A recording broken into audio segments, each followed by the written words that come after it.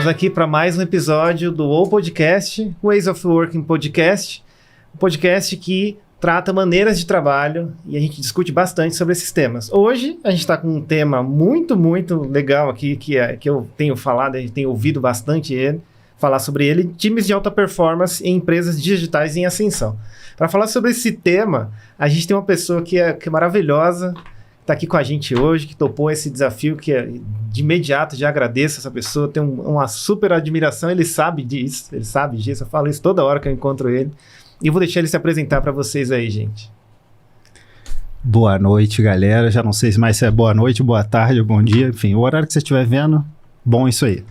Beleza? E aí, meus amigos, como é que vocês estão? Prazer estar aqui, bom vê-los novamente. Fafá, você sabe que eu gosto de você pra caralho, você tá ligado?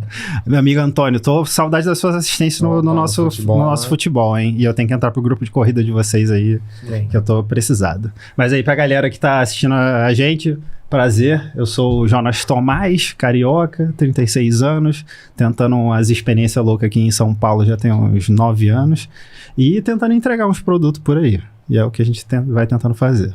E aí, vocês estão bem? Boa. Obrigado aí, Jonas, pelo seu convite, para bater esse papo aqui. Fala bastante sobre esses times de alta performance aí. A gente chegou a trabalhar junto durante um tempo, né? Tivemos experiências em conjunto. Acho que desde aquela época a gente já tentava entregar produtos digitais de alta performance, né? Como que a gente entregava. E aí você mais ali na linha de desenvolvimento, né, com iOS, a gente mais em agilidade. Mas no fundo a gente trocava bastante informação, a gente trabalhava bastante junto. Então, obrigado aí pelo seu tempo, né, Fabrício? É isso aí. O Jonas, até particularmente falando, eu vi o Jonas na empresa que a gente trabalhou junto, eu sempre vi ele passar, assim, eu falava, eu preciso grudar nesse cara, porque esse cara é demais. Foi um desejo meu. E aí chegou o momento e a gente teve uma experiência incrível que mudou tudo, a nossa relação, por isso que eu amo demais esse cara que está aqui com a gente hoje. E de novo, te agradecendo por estar aqui, por estar ajudando a gente nisso tudo, participando com a gente aqui. Mas vamos lá, vamos falar? Bom demais, vamos embora. Ainda começando essa linha de times de alta performance, estamos aqui com alguém que vive bastante disso, estamos aqui com alguém que está no dia a dia, que já viveu, que respira muito isso. Para você, quando a gente está nesse momento de alta performance, time de alta performance, que características você entende que existem nisso ou não existe? Como é que você enxerga esse tema todo? Cara, vamos lá. Alta performance, acho que a performance, no geral, ela é muito descrita por qualquer que seja a empresa que você tá trabalhando ou prestando qualquer que seja o serviço ali no geral. Então, tem um certo standard ali do que é performance, que isso é muito ditado pela própria companhia, no geral. Mas aí, tentando falar um pouco mais do nosso nicho, né, e das empresas de produtos de tecnologia, tem um grande set ali de coisas muito de engenharia que são, boas práticas no geral. Então, tem sempre, cara, qualidade das coisas, seja do código, dos próprios refinamentos, das hipóteses que a gente quer validar, assim como o acompanhamento dessas coisas, né? Porque, enfim, o produto nunca está entregue, né? A velha máxima, e a gente está sempre colocando coisas novas, e a gente precisa entender o quanto que esses produtos, o lançamento dessas novas features desses produtos, eles impactam ou não a evolução, enfim, daquela companhia como um todo, seja ela positiva, seja ela negativa. Então, tem uma série de testes de novas hipóteses, validações disso, do quanto isso impacta o negócio, e o que a gente tira de aprendizado disso para continuar iterando em cima de cada um desses produtos, e todas essas empresas são compostas de múltiplos produtos, né? E, enfim, rola muito cross-sell, e aí tem muita análise sobre os impactos da entrega de um produto, o que ele pode gerar ou não na entrega do outro, né? E aí, no geral, enfim, as empresas estão tentando fazer as grandes validações dessas hipóteses de forma mais rápida, né? mais iterativa.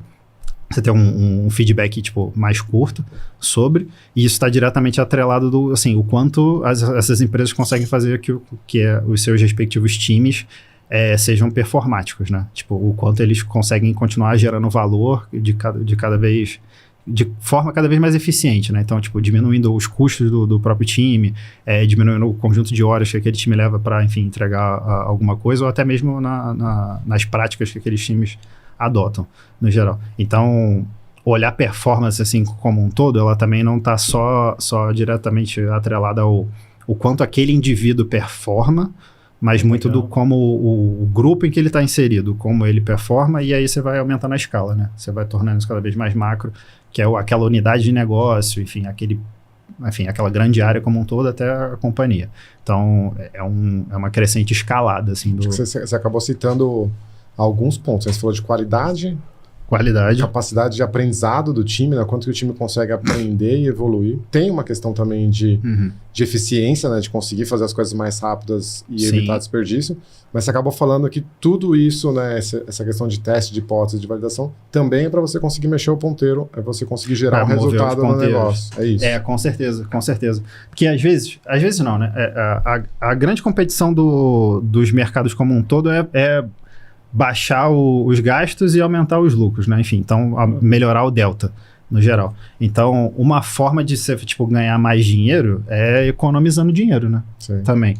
Então, se você torna os seus processos mais automatizados, se você torna eles mais eficientes, ou que você gasta menos tempo para fazer, ou você gera menos entropia para que eles aconteçam, você está economizando tempo que, consequentemente, você está economizando grana, né? Você está ganhando grana. Que é naquele intervalo de tempo X lá que teu time poderia entregar, sei lá, 2 features, você está tentando, arrumando muitos desses processos, você faz com que ele entregue 2,5, 3. Então, no overall, você entregou mais do que você tinha no mesmo tempo, não porque você gerou mais coisas para serem entregues, mas porque você diminuiu os gastos, os custos, os tempos, ou as dificuldades atreladas aos processos que você está rodando. E quando você está falando de equipe, a gente está falando de multidisciplinar, você está falando... Geralmente é o que? É mais o pessoal de engenharia, o pessoal de TI, ou isso envolve uma frente mais end-to-end, né?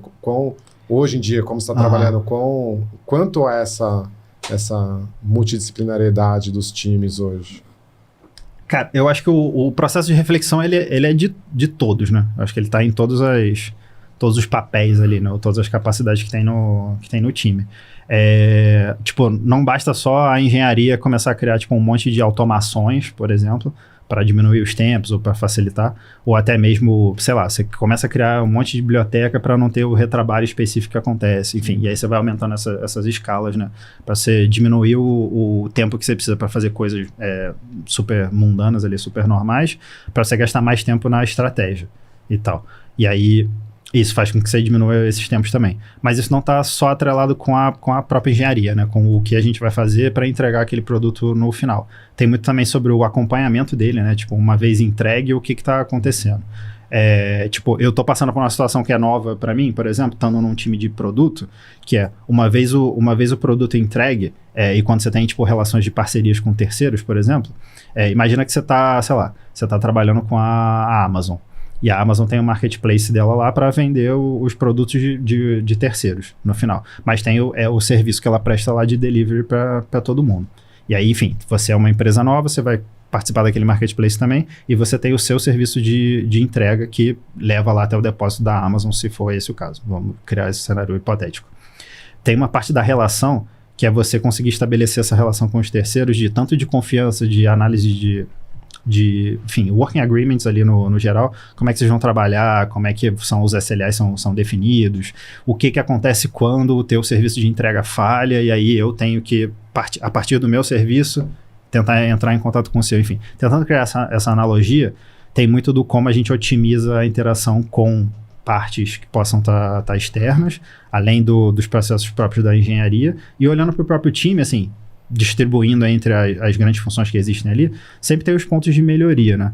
No final, que é do tipo, como é que a gente melhora o nosso processo de discovery, né? Como é que a gente melhora o nosso processo de upstream, que é trazer coisas com hipóteses um pouco mais validadas, a gente refina isso, pega um pouco mais de informação com um conjunto de outros produtos, papéis, enfim, que influenciam aquilo, e como a gente toma decisões um pouco mais assertivas dentro dessas hipóteses que a gente pode levantar. Então, enfim, tem o apertar não, qual é o ditado do tornar as coisas um pouco mais eficientes quando você aperta a porca? Eu não lembro. Os parafusos, né? Isso, quando você ajusta os parafusos, quando você bota o óleo na engrenagem, que vale para todo mundo, assim. Às vezes não é exatamente só uma questão de engenharia que torna o processo mais rápido. É você rediscutir o processo. Às vezes você não está usando as melhores ferramentas para aquele problema. E aí você fica numa constante de tentar encaixar o quadrado na bolinha, que não funciona. E aí vale, cara, para com o time, discute os processos, revê como é que essas coisas estão acontecendo, pede as ideias, reflete aonde estão as hipóteses de melhoria, o quanto que a gente economiza ou ganha fazendo ação A, ação B. Então, enfim, viram maiores sessões mais profundas de retrospectivas, por exemplo, onde você fala de tudo. Que da hora. Você fala dos processos como um todo. Bom, não, é o tipo de pessoa que a gente tem que trazer para o podcast, né? Ele fala todos os temas, assim, de uma maneira super leve, assim, a gente acaba sendo envolvido.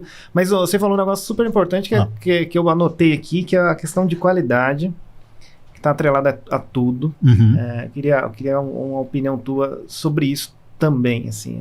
Muitas vezes eu vejo falar de qualidade só do teste final, muitas vezes eu vejo falar de qualidade talvez de automatizar algo. Na tua visão, qual a relação da qualidade com esse tema de alta performance? Pontos positivos, pontos negativos? Como é que fica isso?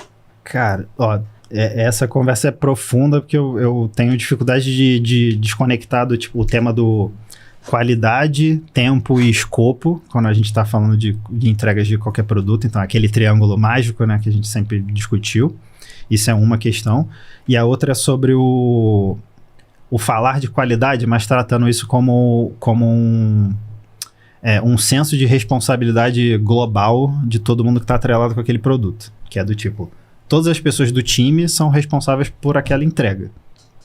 E todas elas participam no processo de validação da entrega, independente do momento que é. Seja quando eu estou descobrindo, quando eu estou validando a hipótese, quando eu estou entregando a primeira versão, quando eu estou fazendo teste AB, quando isso vai para entrega e quando eu estou acompanhando lá no final. Do tipo, é responsabilidade de todo mundo porque é uma entrega de todo mundo. Aí, nesse momento, é o momento que eu faço as analogias com os esportes no geral. Uhum. Do tipo, beleza que o time X lá, que escolha o esporte que você quiser, tem a pessoa que é a melhor jogadora. Mas ela, no esportes coletivos, ela não ganha sozinha. Então, do tipo, se o time todo não jogar a favor, a gente não ganha. E aí, nesses momentos, tipo, não tem a pessoa X ganhou. Tem o time, teve o sucesso, teve êxito, ou o time não teve, no final. Uhum. Então, e isso vale também para o momento da validação. Então, do tipo, times mais maduros têm uns comportamentos mais parecidos com, tipo, a gente não aponta dedo no momento que a gente identifica as coisas, falando das qualidades das entregas, assim como a gente não permite os momentos do tipo, pô, mas ninguém viu isso? Tá. Se todo mundo participa da validação e todo mundo está comprometido com validar a entrega de ponta a ponta, o único momento em que o questionamento pode surgir é quando a gente descobre uma coisa nova que ninguém sabia. Porque se alguém sabia daquilo no momento do fluxo, ele deveria ter levantado a mão para falar, tipo, tem esse ponto aqui que a gente não viu. Legal. Ou que a gente descobriu agora, mas que a gente pode ter ação A, ação B. Uhum. Então, isso é sobre um time acompanhando uma entrega durante os processos e validando a qualidade daquela entrega. Independente do que é. Se é do tipo, se eu gerei uma tela lá e eu preciso validar, se isso é um lançamento de e-mail, se isso é a criação de uma UI para quem está atendendo o suporte, independente do que é. Enfim, a gente tem que validar. E o outro ponto, falando na qualidade olhando lá para o triângulo, é que para toda entrega a gente vai poder flexibilizar alguma dessas coisas, mas não todas. E qualidade é uma das coisas que, tipo, que cobra um preço muito alto em muitas entregas. Às vezes a gente perde o tempo, o time, então, tipo, o tempo é muito importante para o negócio, beleza, e a gente vai tentar correr a milha extra para chegar no tempo. E aí a gente tem que abrir mão de escopo e de qualidade muitas vezes, né? Tipo, eu não vou entregar X mais 1, eu vou entregar só X porque o escopo não cabe naquele tempo. E a qualidade a gente vai deixar alguma coisa depois, no meio do caminho, porque a gente está comprometido com a data e vai voltar para fazer isso. Mas se a gente não tiver uma dinâmica sadia de voltar nos compromissos que a gente assumiu, que ia deixar para depois, né? Ou isso é um débito, seja ele técnico ou não, para a gente voltar atrás, corrigir e a galera tá com um momento legal também de trabalho, isso tem um preço, tipo, muito alto. E qualidade eu acho que é onde essas coisas mais pegam. Que o tempo é muito difícil de mover quando você tem timings muito, muito específicos. Uhum. O escopo, eu acho que na minha visão é a segunda coisa que é mais fácil de você conseguir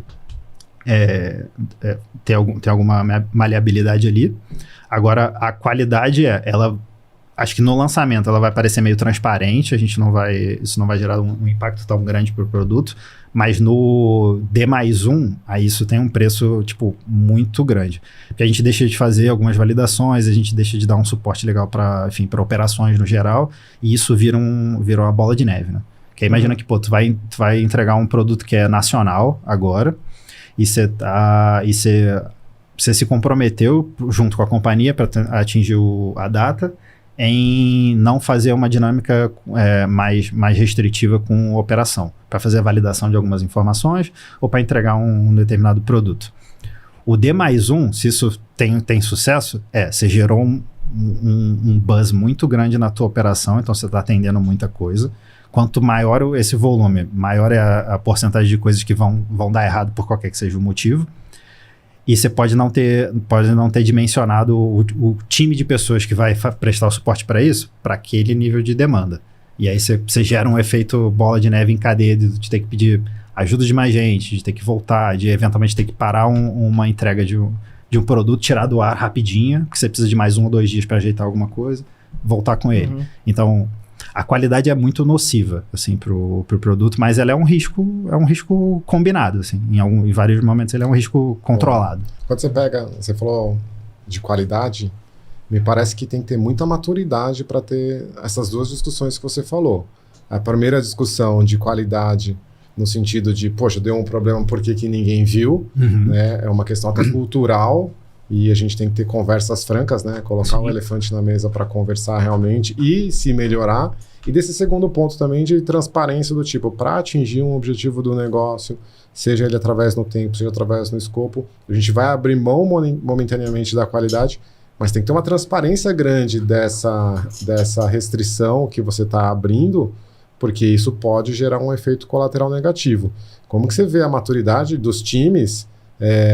Algumas vezes eu vejo alguns times que eu estou trabalhando em que, poxa, sei lá, tem um papel ali mais de um Product Owner que ele tenta ali detalhar bastante o escopo, tem, sei lá, alguém ali, mais uma liderança tentando conduzir e um monte de programador às vezes desconectado. Não vou nem chamar de desenvolvedor, tá? Vou chamar de programador desconectado. Cara, me dá o código-fonte aqui, qual é o próximo método que eu vou criar? Qual é a próxima atividade que eu tenho que fazer? Talvez até a própria IA vai começar a interferir nisso. Tem que ter bastante maturidade para atingir esse nível de qualidade aí, né? Me parece. Cara, bastante, assim, eu diria. É óbvio, enfim, como trabalhamos juntos, assim, passamos por experiências muito diferentes ao longo de todo o período. Mas eu acho que isso em alguns momentos é muito montanha-russa, assim, dependendo do momento que você chega no time, né? Lembrando da curva lá do Form, Storm e Perform de todo o time, principalmente para as empresas em muito crescimento, assim, parece que é um momento muito longo de form e storm. E aí, às vezes, a gente nunca chega no perform, né? Pra tá bem e aí conseguir, enfim, splitar aquele time para fazer outras coisas, no geral. Mas, sim, isso exige uma maturidade muito grande em muitos aspectos. Primeiro, em comunicação e transparência, que é do tipo, para você conseguir tomar as decisões. E, obviamente, em alguns momentos, elas não são decisões... não é boas para se tomar, mas elas não te trazem satisfação no momento que você tem que tomar. Elas não são fáceis no final. E aí você precisa tomar algumas dessas decisões. Sobre ser claro e ser transparente, e aí no momento em que você reflete sobre essas coisas, você precisa levar, enfim, desencadear a informação dentro das lideranças, enfim, dos gestores, dos times e por aí vai. Isso naturalmente exige também maturidade de quem está te ouvindo. Que se tomou uma decisão há 2 horas atrás, num contexto que é super ambíguo, né, para qualquer que seja. E você está trazendo para o teu time para falar, galera, a gente acabou de definir isso, as outras pessoas têm que estar aptas a ouvir essa informação e interpretar do tipo, eu tô numa situação que é ambígua, as coisas não estão muito bem definidas como vai ser. Eles estão fazendo uma validação de uma hipótese que ela pode dar certo ou que ela pode dar errado, no final das contas. Então a gente não pode assumir um sucesso de primeira sobre algumas dessas coisas, e você tem que estar preparado para se adaptar, no geral, que é a grande magia do ágil, a gente está, enfim, constantemente se adaptando a mudanças de contexto, enfim, ambiguidade de produtos no geral. Então, isso vai exigir a maturidade de quem está de quem está trazendo a informação, em ser claro, ser transparente e não tratar o time de forma infantil, né? No final, tipo, a gente não precisa mudar a informação para que ela seja passada de forma clara, simples e transparente, para que o time não se sinta ofendido sobre o negócio. É ser transparente. No geral, tipo, trazer a real e esperar a maturidade das outras pessoas também, porque isso também faz parte do movimento, né? Do fluxo. E a outra é times perenes, né? Times com mais tempo de trabalhando junto no final, eles têm uma dinâmica que também, fazendo analogia com os esportes, é muito de locker room, né? De vestiário. Isso. Ali é onde as coisas acontecem, as pessoas conseguem ter as conversas duras, maduras e tal, ninguém vê, e o time entra em qualquer que seja a quadra, campo, ou o que for fazer, e joga de acordo com o que foi definido lá. E isso sei lá, tentando trazer referências para a conversa, é do tipo o radical candor total, assim. E os times maduros e também performáticos, eles têm abertura suficiente para trazer os temas difíceis de serem, enfim, é o que você estava falando, colocar o elefante na mesa. Trazer os temas para serem discutidos e a gente conseguir ter conversas produtivas em cima desse tema, por mais difícil que ele seja, no geral. Mas isso também e aí o que eu tô querendo dizer é que a gente não tem que fazer o clube dos super amigos, assim, o time não precisa ser isso no final do dia, mas o time precisa sim também ter um conforto e maturidade e também o ambiente seguro em que eles consigam trazer os pontos onde incomodam, onde existem as dores, onde estão os pontos de melhoria, e o que a gente pode fazer junto para melhorar, assim, para trabalhar. Você acaba fazendo algumas analogias com esportes, né? E no fundo tem muita semelhança mesmo, tem, né? Porque muita. São grupos de pessoas multidisciplinares, né? Vou dar o exemplo do futebol, é mais para a direita ou para a esquerda, um mais alto, mais baixo, defende mais. Tem essa questão de um objetivo claro, que é ganhar o jogo, ganhar um campeonato. Não adianta falar assim, pô, eu fiz a minha parte. Eu marquei 10 gols, agora se a gente perdeu, o problema não é meu, né? Tem essa... Eu vejo, às vezes, até técnicos falando temas e linguajares que a gente vive nos produtos digitais. Né? É uma questão de consciência, então, do tipo, eu faço parte de um time de alta performance e eu preciso defender o meu time acima de qualquer coisa, na tua visão? Eu acho que não acima de qualquer coisa, mas... E aí, fazendo o gancho que você estava falando... Cara, tem os movimentos que eu acho que são super importantes, assim. E eu fiz com o meu time não tem muito tempo, porque eu tô passando por uma transição de time tem uns 2 meses no final. Então, enfim, eu tô conhecendo pessoas novas e tô passando por essa construção de relação no final. E aí eu puxei, tem algumas poucas semanas, uma dinâmica de valores. Que beleza. Isso. Estamos juntos como um grupo de pessoas que vai passar, tipo, 8 horas do dia delas ali trabalhando em conjunto. E se a gente não tiver, tipo, um mínimo de conhecimento do que é valioso pro Antônio e do que é importante pro Fabrício, eu tenho uma probabilidade muito mais alta de não conseguir comunicar da forma que eu gostaria com vocês dois. Sabendo que, pô, o Fafá fica boladão quando alguém pisa no pé dele e o Antônio odeia que, sei lá, cutuquem ele. Sacou? Eu vou evitar fazer essas duas coisas para que a gente tenha uma melhor relação. Fazendo analogias bobas, mas o momento de falar de valores é importante para que a gente defina um standard ali de valores em comum daquele conjunto de pessoas. Então deixa de ser do indivíduo. A dinâmica começa com o indivíduo, todo mundo trazendo valores e a gente discutindo, e a gente fecha a dinâmica com chegando no conjunto em comum de valores do time e todo mundo se comprometendo a vivenciar e viver aqueles valores. Isso faz com que a gente naturalmente tenha uma comunicação melhor. E as pessoas passam a se conhecer mais. E aí a gente não precisa virar os super amigos. Mas se a gente souber, se a gente tiver mais informações um dos outros e sabendo como a gente consegue trocar melhor e mais fácil, eu tenho certeza que a gente vai trabalhar melhor. Eu não tenho dúvida, assim, quanto a isso. O time de alta performance, ele tem ele dá essa importância, ele tem essa relevância muito certa sobre valores, sobre qualidade, sobre entender... Você tem que se ver como um organismo, cara. Boa. Assim como, tipo, nós somos os indivíduos, mas a gente é composto de milhões de organismos que estão trabalhando junto aqui, fazendo coisas que às vezes a gente não está nem pensando, efetivamente. Mas tem que funcionar dessa forma. E aí, usando usando parte das referências, eu faço muita conexão com o esporte mesmo, porque, enfim, vocês sabem que eu gosto pra caramba, independente do esporte que é. E esse é tipo um tema em que, como gestor, para mim me ajuda em ganhar um pouco de inspiração, assim, nos momentos que eu preciso ter um pouco mais de referências e tal. E eu sou, enfim, vocês me conhecem, eu sou um praticante de analogias meio compulsivo, assim. Então eu fico fazendo muitas analogias o tempo todo. E aí, consumindo alguns desses conteúdos, me ajuda muito nessa dinâmica com as próprias pessoas. Do tipo, cara, a gente tem que se ver como um time, então a gente tem que trocar, a gente tem que ter valores em comum, a gente tem que trocar coisas em comum. Todo mundo tem que ter espaço, todo mundo tem que ter voz, todo mundo tem que ser participativo e a gente tem que ter a liberdade de conseguir se cobrar nesse nível. É aí que eu acho que a gente chega com times de alta performance, assim. Quando existe transparência na comunicação, as pessoas estão dispostas e bem intencionadas, a gente consegue ter conversas maduras e sinceras, trazer os feedbacks de forma, tipo, clara e coerente, de forma construtiva, né, para aquilo, a gente naturalmente consegue gerar menos coisas a serem discutidas. Então a gente naturalmente trabalha melhor em conjunto. E aí você vai, tipo, trocando. E aí eu vou pegando parte dessas referências lá, consumindo um monte de coisa também de esportes, né, tipo, no geral. E aí o paralelo do esportes não é necessariamente trazendo os melhores do mundo. Não necessariamente não. Eu acho que eu acho que pessoas que compartilham de mais princípios em comum vão ter uma maior probabilidade de conseguir interagir melhor estando próximos.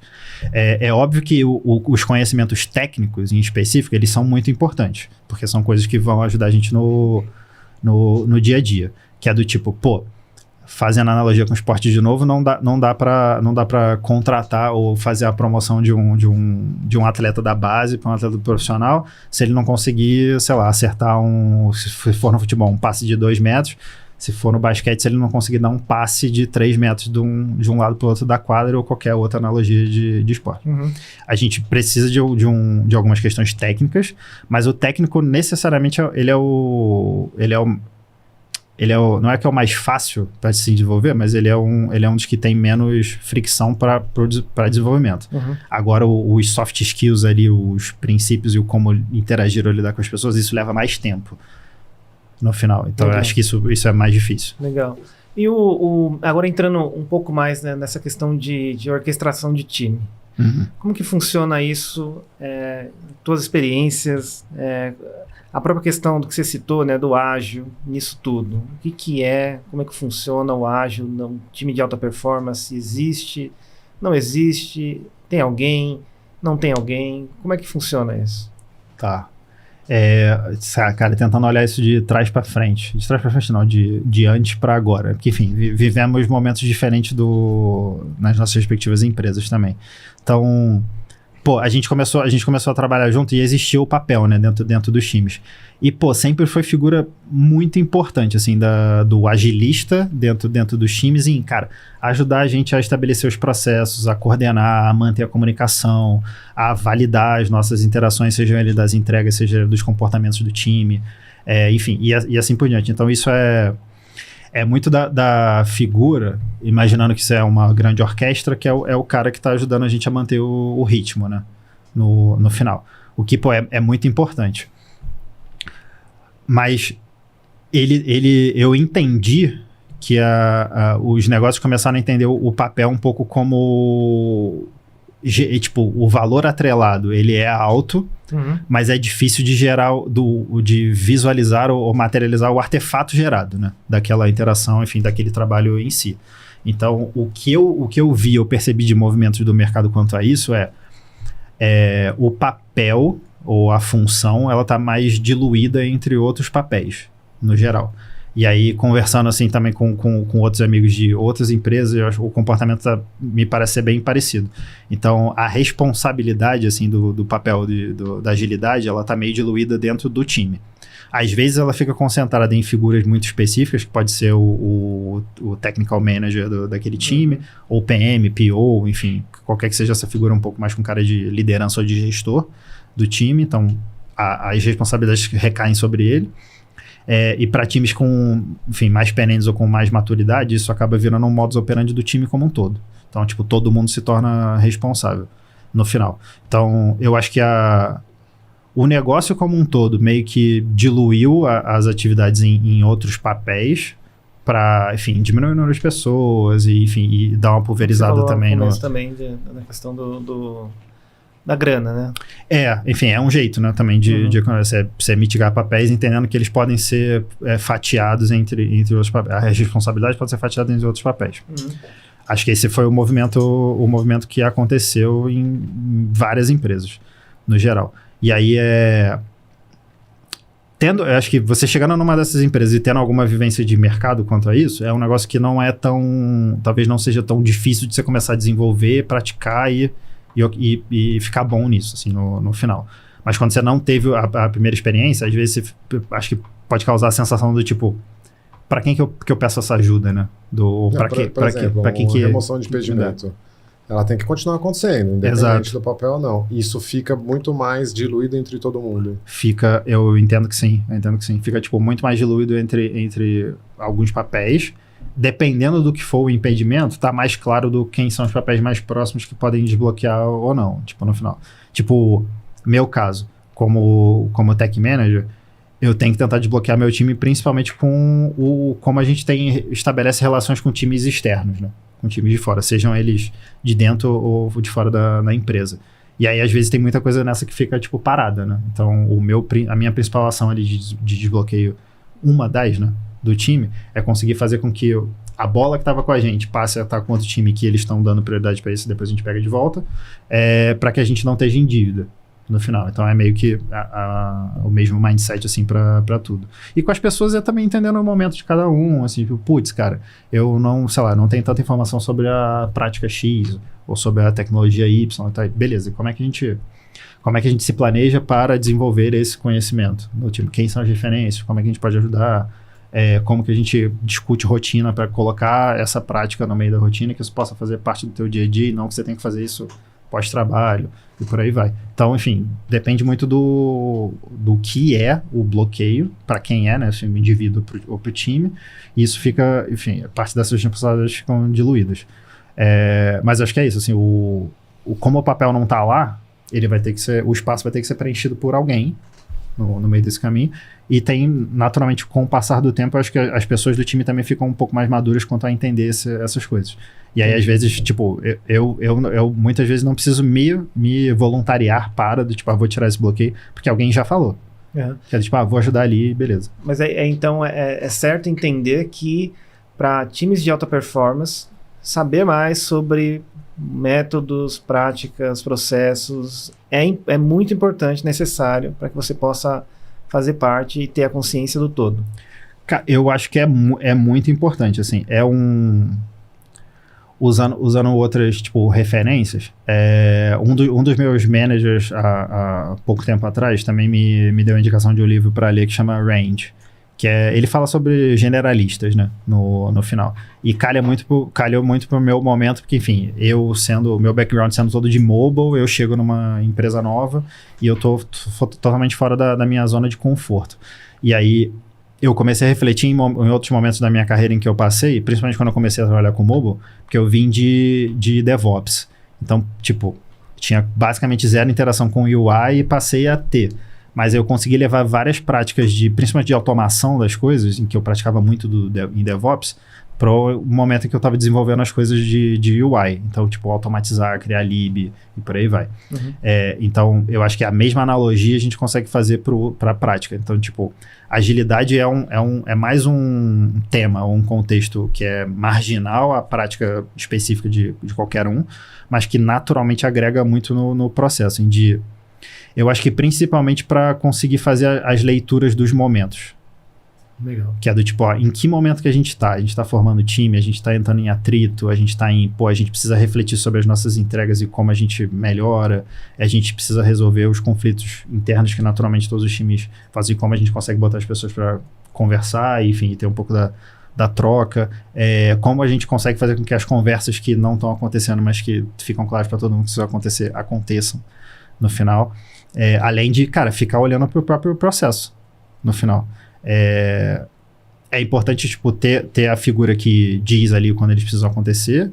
É mais legal ainda quando a gente vê isso acontecendo de forma voluntária, sem ter, tipo, a pessoa que seria responsável lá, mas o time como um todo trazendo as questões e vendo ela acontecendo. E entendendo que isso é uma prática. Tipo, isso é contínuo. Legal. Quando você fala bastante de time aqui, a gente está falando mais de um time de...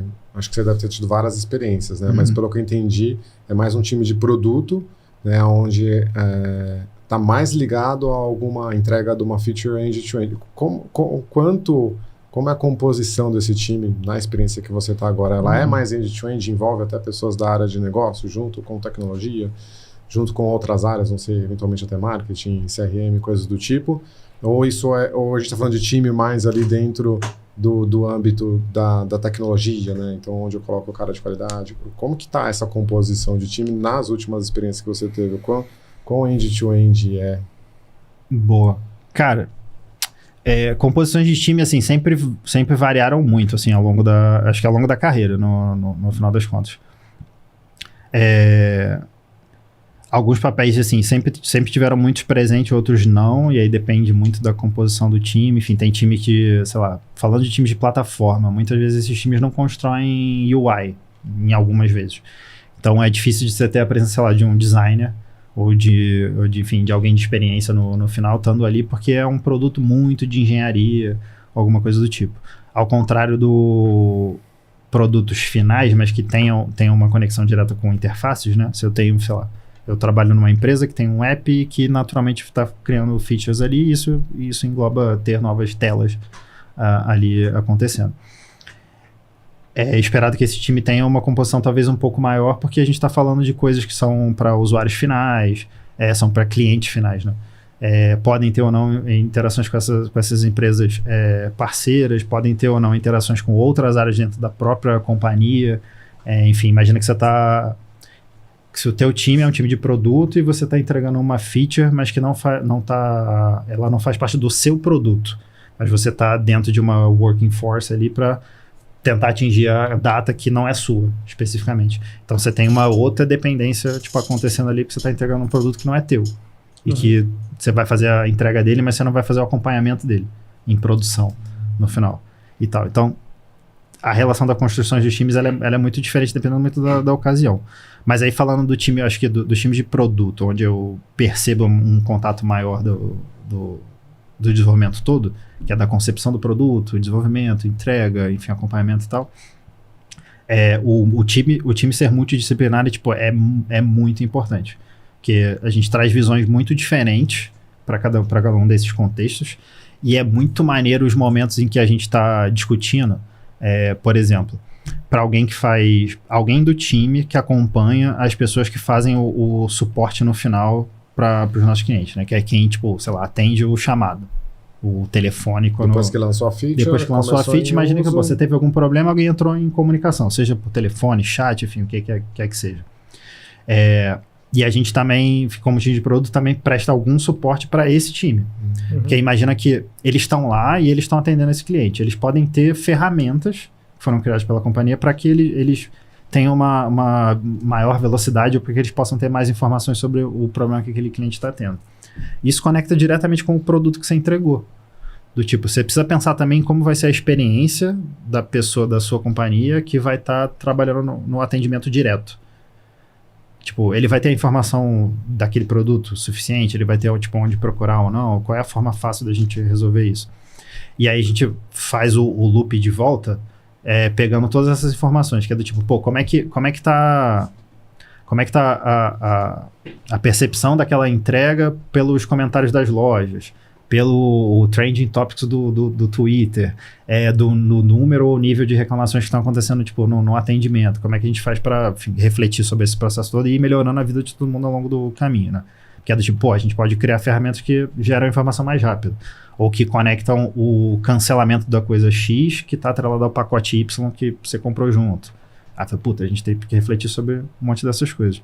Então vocês vão pegar dados desde se o produto, se a feature está sendo utilizada realmente ou não, como aquilo foi idealizado, porque foi levantado algumas hipóteses em algum momento para o lançamento de uma feature. Nem sempre elas dão certo.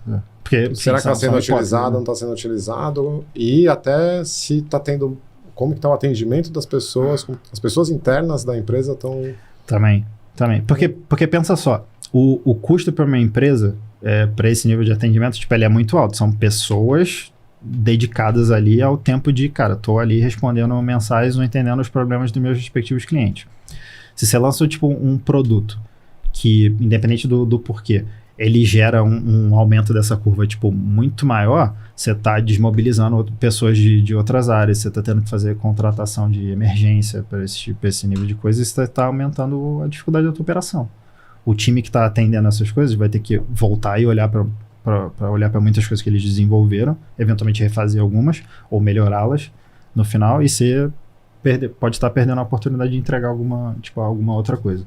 No final, tipo, acompanhar isso tem um valor, tipo, muito grande, para entender as tendências, para entender cara, putz, do nada aconteceu algum evento X que faz com que você esteja vendendo o dobro daquele respectivo produto, mas o teu atendimento começa a sofrer 4 vezes mais, ao invés de 2 vezes mais. O que aconteceu?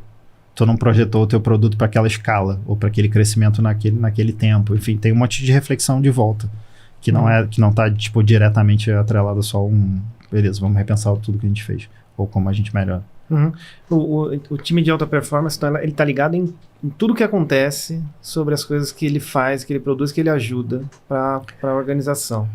Eu entendo que sim, dentro dos seus escopos. Né? Dentro do contexto onde ele atua ali, do que está sobre sua responsabilidade.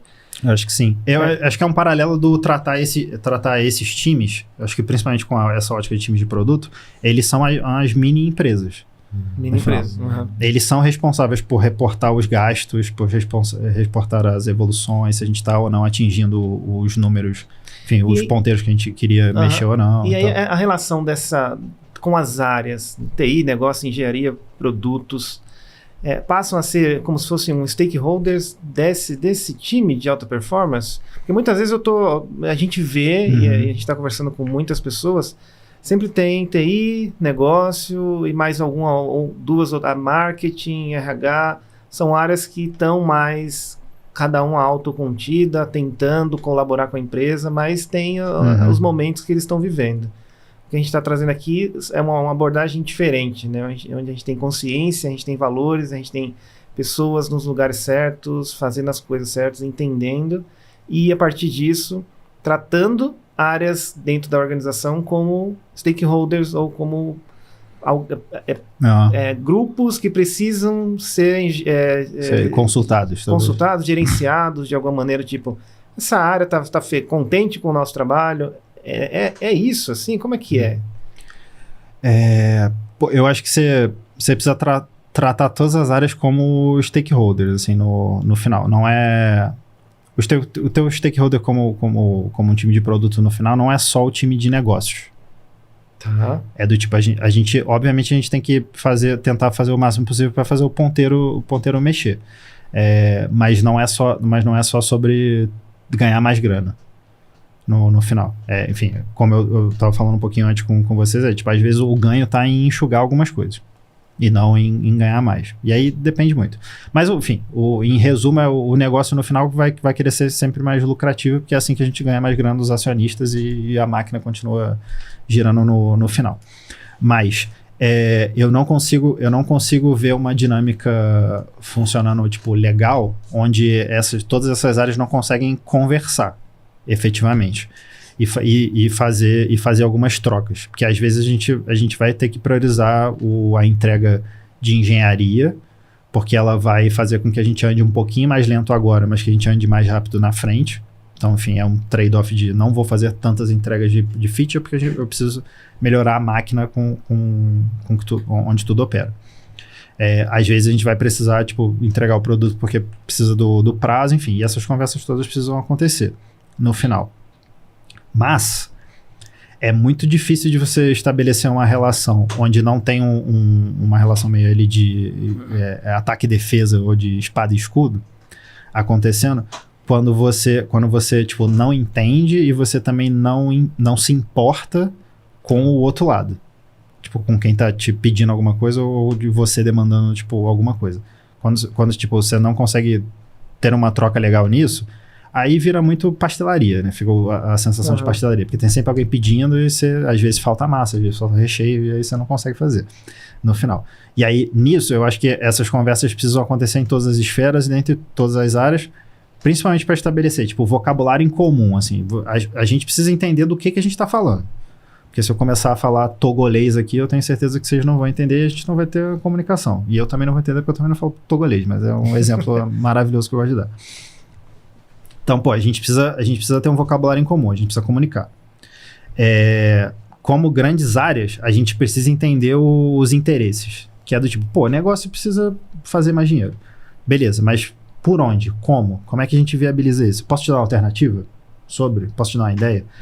Engenharia. Cara, sofre bastante quanto, tipo, a gente sempre quer, enfim, o produto ou o negócio como um todo sempre quer mais. Ou ser mais lucrativo, ou ser mais performático, ou entregar mais e coisa do tipo. Em alguns momentos a gente precisa levantar as mãos para deixar claro esses trade-offs, que é do tipo, pô, a gente consegue fazer, mas isso tem um débito técnico que a gente vai ter que ter tempo depois para fazer. A gente consegue negociar isso? A gente consegue estabelecer esse acordo legal e tá todo mundo comprado com isso? Tamo ou não tamo? Legal. Eu preciso... Negociar débito técnico é uma arte, né? Sempre. Ou das coisas, tipo, que eu entendo que podem parecer mais simplistas, mas não são, né? Que é do tipo, as frases que eu tenho certeza que vocês já ouviram muitas vezes, que é, mas isso não é só um botão? Só um if. Não é só enfim, qualquer coisa do tipo. O que a mensagem traz pra gente aqui beleza, eu não tenho uma compreensão total sobre qual é a complexidade técnica de botar um botão numa tela. Então, para mim, isso tudo vai parecer só do tipo, beleza, alguém clicou e arrastou e botou um negócio lá, mas pode existir muita complexidade atrás disso. Pode, né? Não, nem sempre. Pode existir. Então, se a gente não conseguir também externalizar quais são as complexidades atreladas para os trabalhos que precisam acontecer, se a gente não troca o vocabulário, se a gente não dá a oportunidade das duas pontas, assim, gerarem mais informação ou mais ideias, a gente fica muito limitado ao processo do pastelaria. Eu tenho que, enfim, você só me pede, eu só executo e eu fico aqui esperando você me pedir para eu executar e, enfim, a gente não move o ponteiro de uma forma mais orgânica ali. Bom. Acontecendo. Acho que é isso, cara. Quando a gente está falando de times digitais de alta performance, o que seriam os dois cuidados principais que você daria? Imagina assim, tem várias empresas assistindo a gente aqui, muitas estão criando produtos digitais, alguns são mais de plataforma, menos conexão com o cliente final, outros não, estão fazendo uma frente bem end-to-end, tentando criar esse time de alta performance. O que seriam talvez 2 ou 3 pontos de atenção? Assim, poxa, se preocupa com esses pontos aqui, porque se eles acontecerem vai dar muito ruim, ou se você acertar neles, ele vai dar muito bom, assim. Quais seriam, talvez, alguns? Cara, vou pensar sem muita ordem, assim. Vou tentar pensar aí sem muita prioridade, né? Tentando não falar do mais prioritário para o menos prioritário. Mas, cara, primeiro, eu acho que ter uma comunicação bem estabelecida, fluida, acho que funciona tanto no micro do time quanto no macro da companhia. Então, tipo, ser claro, ser transparente, fazer com que a informação flua, não reter informação, e deixar as pessoas aware e contar com a maturidade delas também quanto ao processo.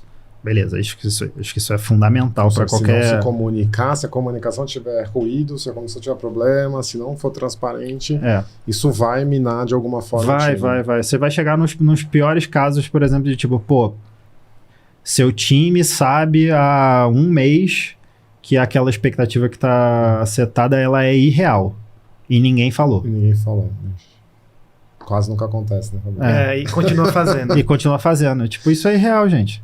Por que você se priva de comunicar corretamente ou de falar o que realmente está acontecendo para que você possa se planejar melhor e aí chegar num próximo? Antes de você até seguir para as outras, isso muitas vezes é um problema cultural, né? Porque às vezes a pessoa sabe da informação, mas às vezes tem um medo de dar transparência. Mas aí tem o ponto do ouvir, né? Comunicar não é só falar. Não também ouvir. Muitas vezes eu me peguei em situações em que foi dado estímulo. Gente, a gente precisa saber, a gente precisa que vocês falem, e ninguém falava. E é muito louco isso, assim, do tipo, a gente tá aqui pra te ouvir, galera. Zero. E tudo dando ruim. Acontece. Então, continua acontecendo, acho que vai continuar acontecendo durante muito tempo em milhões de times e milhões de lugares, assim. Cara, eu vejo alguns sinais, assim, disso, assim. O primeiro é do tipo, se esse time, tipo, se sente confortável, se ele tem um ambiente sadio para conseguir expor. Que é pô, se toda vez que eu falo alguma coisa que pode ser uma verdade, mas ela é uma verdade desagradável, se eu tomar um esporro, eu vou falar a primeira, a segunda, a terceira eu não vou falar mais. Porque vão me crucificar porque eu tô trazendo uma questão que, pô, é facilmente entendível e seria bom que a gente discutisse. Uhum. Legal. Se eu tiver, tipo, uma cultura que tá me recriminando toda vez que eu trago alguma coisa, é difícil de você conseguir trazer isso. Aí quem tá trazendo também, do tipo, pô, é muito bom você evidenciar coisas que precisam ser discutidas ou ser revistas, mas é melhor ainda quando você faz isso e você traz argumentos, ou você traz propostas de solução, que é tipo, não é só o problema, tipo, tá bom, vem fazer parte da solução, assim como você também faz parte do problema, faça parte da solução. Então, traga essas coisas. Aí é muito um sentimento de fazer parte, né? Fazer parte também da não é só do tipo, eu trouxe o problema e agora vocês que resolvam. Então, comunicação foi um ponto. Comunicação é um ponto, enfim, tem os ambientes para que elas aconteçam legal. Então, tipo, você tem que cultivar um ambiente saudável no final, senão as pessoas vão ter medo de comunicar anyway. Cara, tem muito de olhar para o lado, que eu acho que em algum nível a gente tem muito receio, assim, de fazer isso. Que é, por exemplo, quando eu estava lendo o Accelerate, ele fala muito sobre o banco holandês, que se eu não me engano é o BMG, ou GMG, enfim, não lembro exatamente, mas é o banco grandão da Holanda, que é o leãozinho laranja com azul. Eu tava lendo ele, vendo várias dessas práticas, porque lá fala muito sobre, cara, práticas em comum de times performáticos também. E aí fala um monte dessas práticas. E aí eu fui entrar no LinkedIn e aí achei um monte de brasileiro que trabalhava lá. Inclusive tinha um deles que tinha conexão em comum com uma das pessoas que trabalhou com a gente em agilidade também. E aí eu fui mandar uma mensagem no LinkedIn, batemos um papo, agendei um papo, bati um papo com um cara que trabalhava com agilidade lá e eu comecei a trocar uma ideia também. Pô, como é que vocês fazem para acompanhar tal métrica? Como é que vocês fazem para fazer tal parada? E a gente teve um papo legal. E aí, às vezes, a gente tem muito receio desse do olhar para o lado, que é para conseguir estabelecer uma rede ali de contatos e trocar experiências entre, cara, coisas que estão acontecendo em um universo completamente diferente, mas que você pode tomar bastante de aprendizado ali no meio. Então, isso foi uma alegoria para falar sobre ter uma rede de apoio é importante. Tipo, eu como gestor, eu tenho um conjunto de gestores que trabalham comigo também, que a gente troca ideia. O olhar para o lado é tanto dentro da empresa... Tanto dentro quanto fora. Fora da empresa. Quanto fora. Tipo, você precisa de uma rede de apoio. Muito legal. No final. Acho que muito pra gente que está na posição de gestão, assim, é uma cadeira muito sozinha, né? Tipo, é muito solitário muitas vezes. Então a gente precisa trocar. Com muitas hipóteses, né? Muitos caminhos. Você fica naquela... Exato. Cara, qual o caminho que eu sigo? E aí você se pergunta. E aí isso é criar essa rede de apoio e ir atrás de parte dessa informação. Que é se questionar também do tipo, tá bom, como é que o Google resolve esse problema? Ou como é que o Facebook resolve esse problema? Ou, enfim, Spotify, qualquer que seja a empresa. Como é que eles resolvem esse problema? Porque esse problema não é novo. Enfim, alguns são, né? Mas é muito difícil a gente estar nesse momento.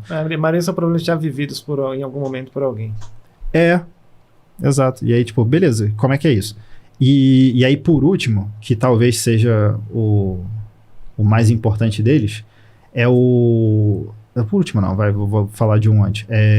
A cultura do blameless, ela é muito importante, que é o momento onde você não cria o atrito, que é do tipo, tá bom, a gente entendeu que alguma coisa não deu certo, e o que a gente pode fazer para se mobilizar para que ela vá certo, né? Quase a partir do ponto que se um problema aconteceu, não Não foi culpa de alguém, não foi por mal, né? Tipo, ninguém Isso. acordou de manhã e falou, meu, Exato, hoje eu tô de sacanagem hoje e eu vou vou errar, introduzir hoje eu vou aquela... Dia É da feature ou bug, maldade. né? É feature ou bug. E eu vou introduzir aquela Você parada. parte do ponto que a pessoa não fez isso. Que se Exato. houve algum Você tipo parte de do ponto que tá problema, todo mundo bem intencionado, se teve algum problema e o que a gente pode fazer para que esse problema não se repita.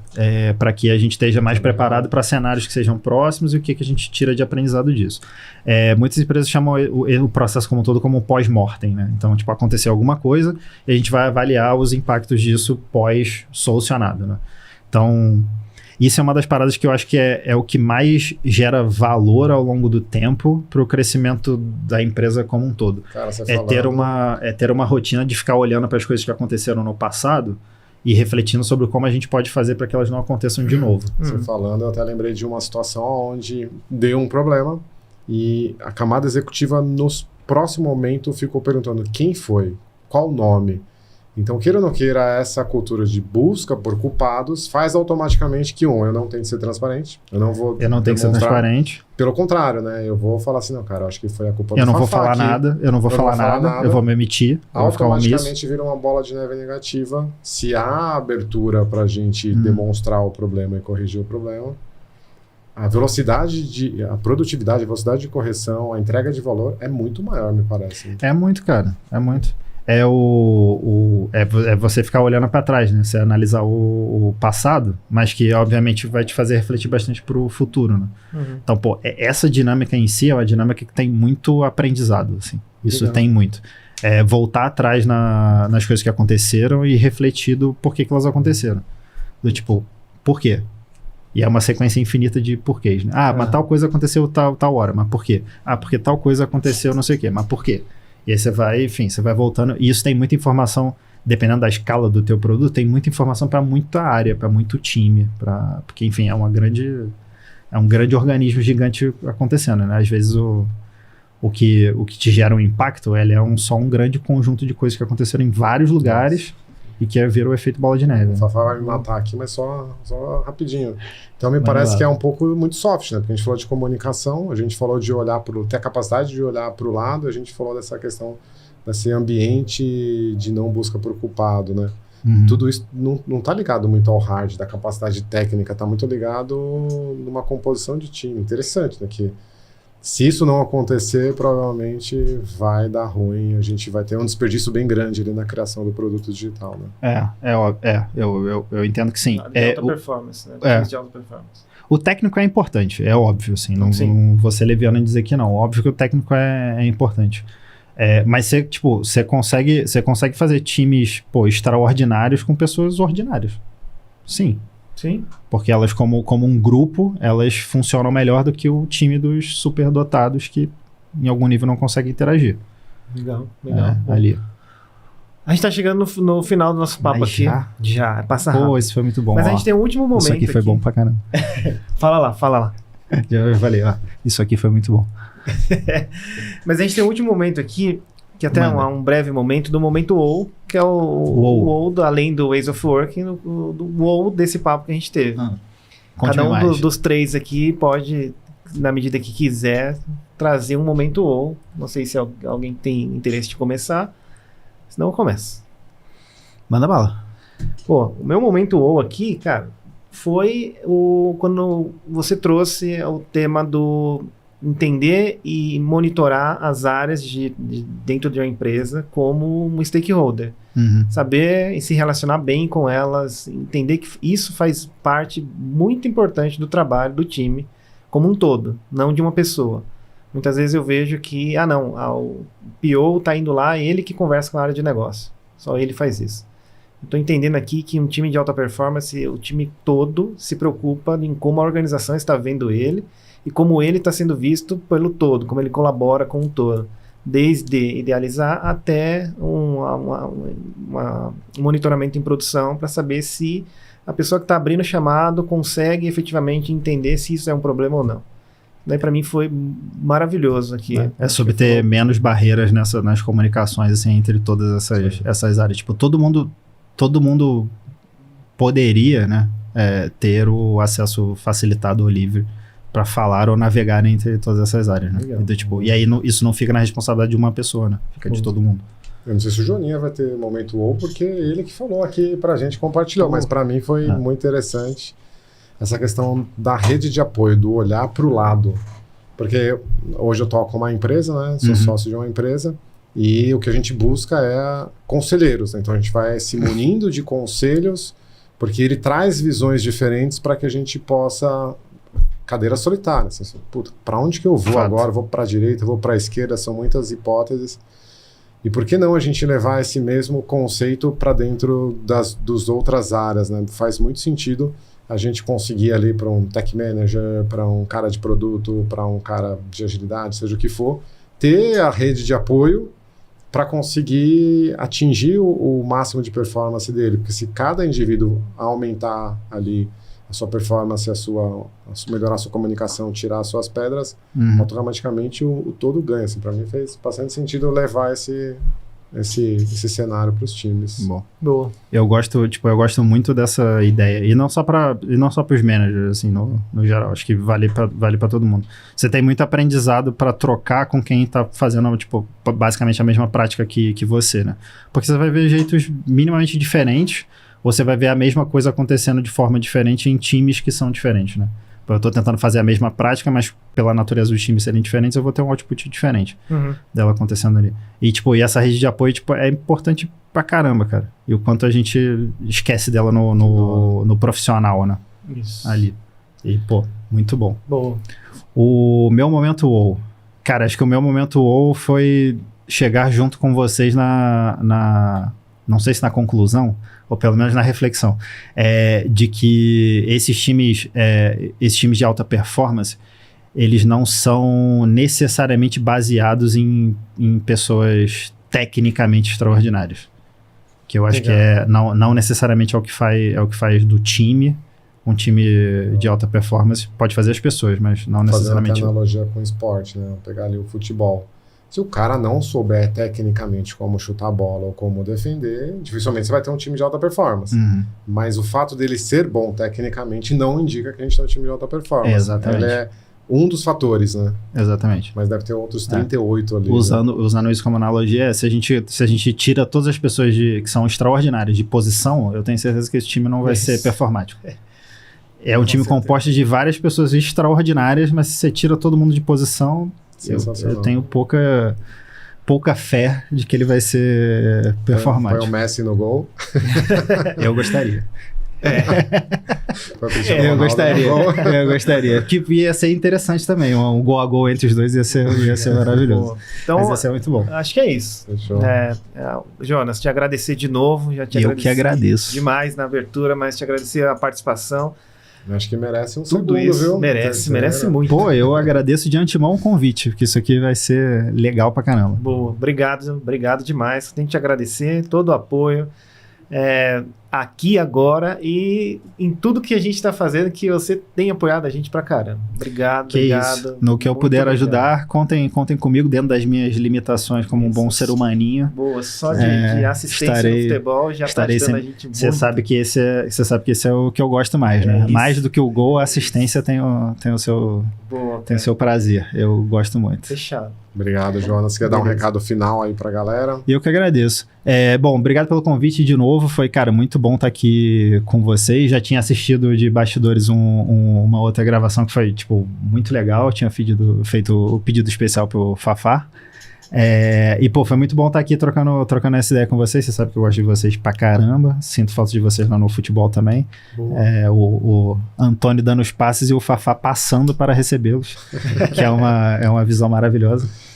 E é isso, cara. Obrigado pelo papo, obrigado pelo convite. Estou aberto aí a próximas vindas. Contem comigo e conto com vocês também. Boa. Obrigado. Então, vou falar para a câmera agora. Para todo mundo que está assistindo a gente, obrigado por estar aqui ouvindo ou assistindo, dependendo da plataforma onde você está acompanhando a gente. A gente fica aqui com o nosso sincero agradecimento e o convite para o próximo episódio. Já a gente tem um novo episódio aí. Segue a gente em todas as redes sociais, segue a gente em todo lugar, conversa com a gente, chama a gente, vamos trocar ideia. Estamos muito dispostos a conversar, tá bom, gente? Obrigado e até a próxima.